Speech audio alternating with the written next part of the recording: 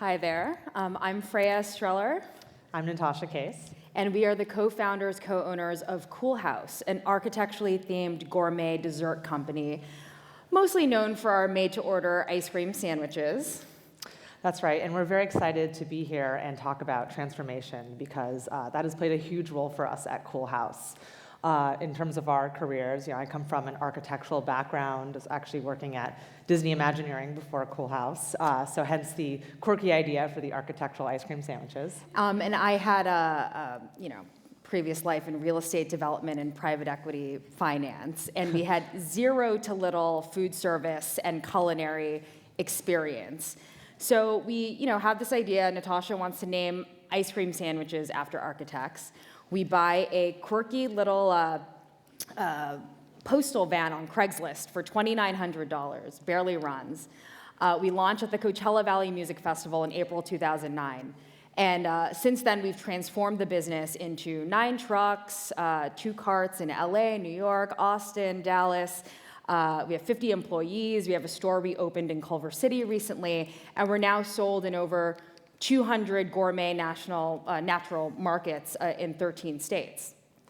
Our Coolhouse trucks themselves are definitely a transformation. Looking to previous trends of ice cream trucks is actually nothing new. We had, of course, the Good Humor Man, the neighborhood roving ice cream truck of yesteryear. It's actually my grandmother right there. Not really. But there was the version of yesteryear, and of course our Coolhouse products are transformations of the more traditional ice cream sandwich of the Chipwich. This one here is our chocolate chip brown butter candied bacon ice cream. That's bacon, all right, which, it's sold in Whole Foods. It sounds crazy, but don't worry, it's all natural. The bacon's nitrate-free, so. But how did we get to this place where there's consumer demand for bacon ice cream? And why is Jack in the Box making bacon milkshakes? How did we, what kind of trends in food and taste have we seen in the last 100 years in the United States to make this happen? I mean, I'm pretty sure if we launched these bacon desserts 10 years ago, they would not be on the shelves today. Yeah, and have our taste buds actually evolved, or is it a question of cyclical trends that come and go in terms of food and the choices we make? And what's the future of all of this? I mean, what direction is it going to take us in? Are we going to revert back to trends or continue to evolve? Is it nature or is it nurture, or a combination of both? Yeah. So first we're going to start with the science of taste. Here we have an aerial plan view, since I'm the architect, of a human tongue. It was, for a long time, there were 4 major flavors identified: bitter, sour, sweet, and salty. And only quite recently, actually, in the early 20th century, did a Japanese scientist come up with the term umami, which literally in Japanese means deliciousness, but we've come to know it more recently as kind of savory, mostly derived from fats and meats. Yeah, I mean, has anyone heard of umami burger? I mean, I think 20 years ago, no one would have known what umami meant. Right.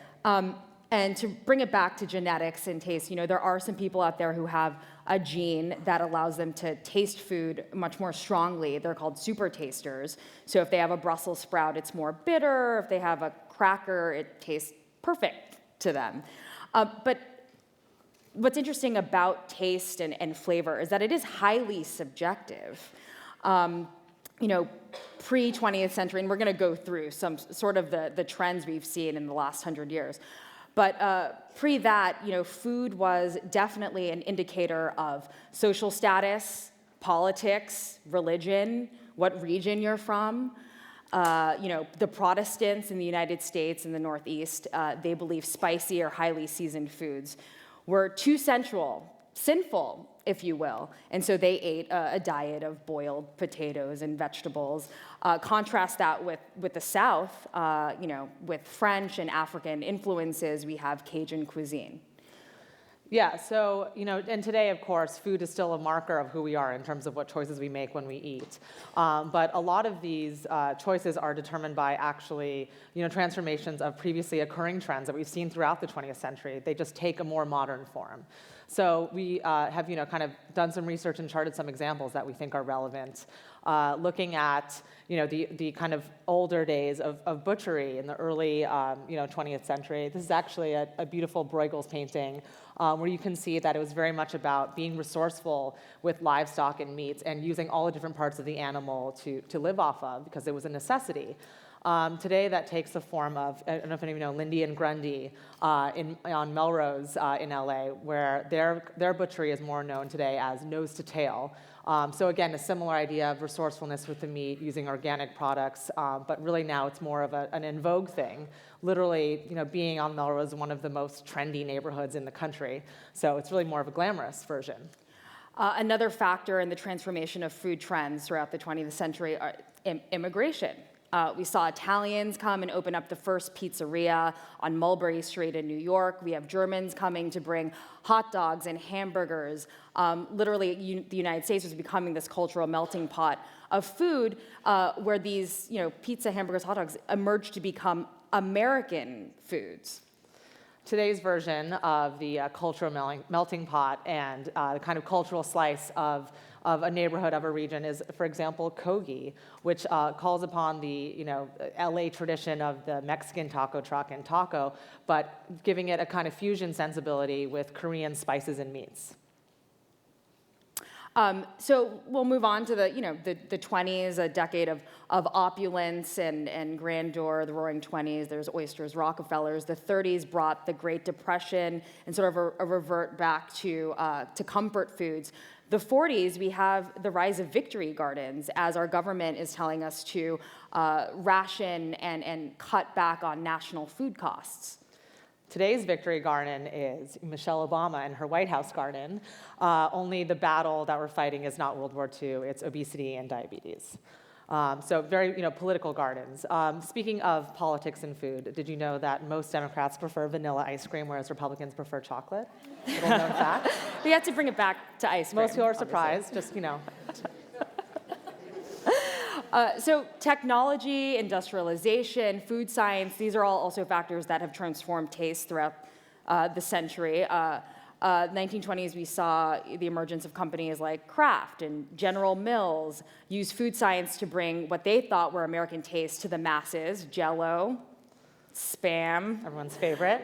In the 1950s, we have Swanson frozen dinners, highways, cars, the McDonaldization of the American landscape. Today's food science is molecular gastronomy. This is a picture at Alinea Restaurant in Chicago, which is definitely one of the hot spots of molecular gastronomy in the US and in the world. And that's not me doing anything illegal. Yeah. That's a green apple balloon that I'm consuming. It's really delicious. And innovation in obviously communication and technology. We see actually the transformation of fast food restaurants quickly, taking on trends that they see on the ground. For example, there's Jack in the Box's bacon shake advertisement, and no, there is not real bacon in there. They're using food science to mimic the flavor of bacon. Also, McDonald's paying attention to the natural health food craze, offering up frozen, fruit smoothies that actually have a lot more sugar in them than they should. You won't tell. Of course, globalization also is an important point. After World War II, a lot of the veterans who returned to the U.S. actually missed and craved the delicacies they had encountered in Europe, particularly French delicacies. So there was a big movement to bring some French culinary traditions to the American kitchen, pioneered by Jackie Kennedy and, of course, Julia Child. And today's version of Julia Child is, of course, Meryl Streep. Taking a transformation once again. And back to a little bit more about politics and food is, Berkeley in the 70s, Chez Panisse by Alice Waters, which was very much about the locavore movement and California cuisine, knowing who your suppliers were of your produce and your livestock. And today we kind of know that a little bit more as farm-to-table cuisine, which has made a little bit of a parody of itself. I don't know if any of you have seen Portlandia, but the hilarious episode where Fred Armstead wants to really get to know the chicken he's going to order from a restaurant in Portland. So kind of taking it to a pretty hilarious extreme. And then we have the 90s, where we like to say diet trends, which also affected our, food choices and taste preferences, where diets came to live and die. We saw big food manufacturers start producing non-fat, low-fat, low-sodium. I think you guys remember Olestra. We tried to forget it, but yes. Yeah. And today's version of that is really diets more as a lifestyle. Gluten-free is a huge one that's come into play definitely with some of our flavor development at Coolhouse. Vegan and vegetarianism also. So that brings us back to, now, the 21st century, and which is actually a century of cultural irony with food. It's a century of options, accessibility, and I think really adventure and pushing those flavor boundaries. Yeah, expecting the unexpected. And savory and umami is really a hot word right now, obviously, in the food industry. So we see here is a menu board from Momofuku in New York, who's developed a pretty famous savory soft serve line, including flavors like barbecue sauce and cream corn. And they're really also, developing the umami profile. For example, in the next, the ramen picture here, which almost looks like the diagram of the tongue that we saw earlier, where you have the bitter and the sweet and the salty, and all kind of comes together for the umamification of our palates. And can't forget to bring it full circle, the Coolhouse bacon sandwich, which we think is kind of the pinnacle of all these trends. It's locavore. The dairy is from a nearby California dairy producer. And it's antibiotic-free and hormone-free. It's about economics. It's $5 at Whole Foods. Not exactly the cheapest sandwich, but you get what you pay for. You get a good ice cream sandwich. Of course, pushing the flavor boundaries again. Yeah, and bacon is highly political, right? No? Not really. Okay. Maybe. Okay. So then the question we have, at Coolhouse is, what is the next flavor trend? Is it fried chicken and waffles ice cream? We tried that. It's going pretty well. Sometimes it doesn't go as well. We had, white chocolate and olive ice cream. Some things don't really make it past a couple gallons, but that's okay.